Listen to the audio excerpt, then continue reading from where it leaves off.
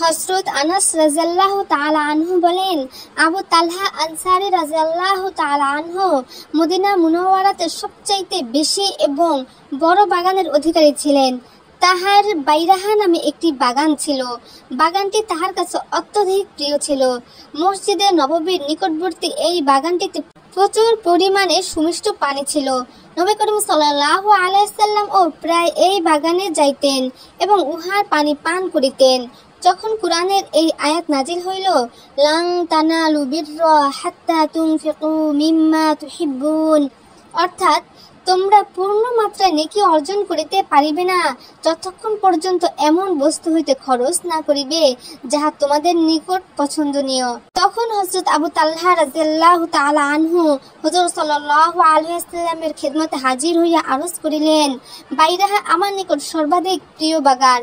আর আল্লাহ তাআলার ইরশাদ হইল, প্রিয় মাল আল্লাহর রাস্তায় খরচ করো, তাই উহা আল্লাহর রাস্তায় দান করিতেছি।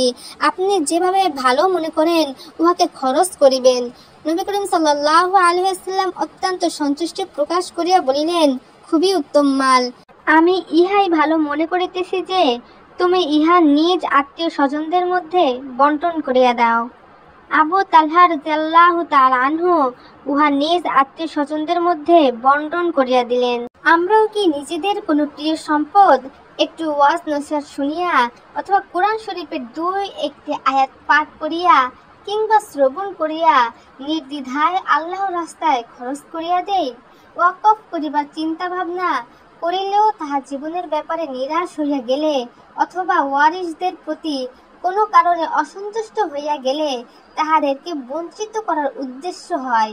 তদুপরি বছরের পর বছর এই চিন্তা করিতে থাকি যে এমন কোনো পথ বাহির হয় কিনা যাহা দ্বারা জীবদ্দশায় উহা আমার উপকারে আসে, পরে যাহা হইবার হোক।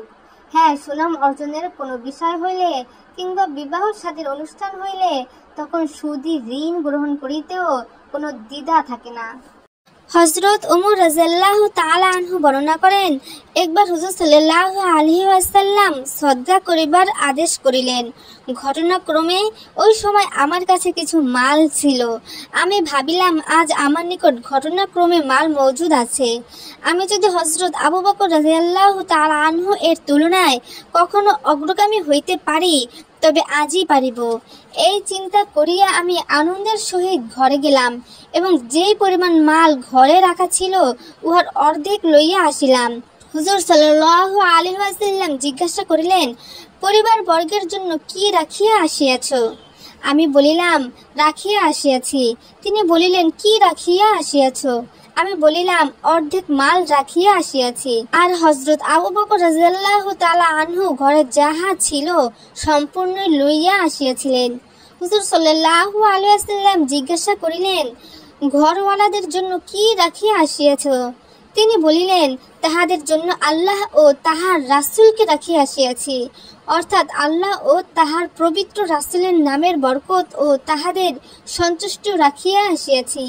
হযরত ওমর রাদিয়াল্লাহু আনহু বলেন, আমি বলিলাম, হযরত আবু বকর রাদিয়াল্লাহু আনহু হইতে কখনো অগ্রগামী হইতে পারিব না।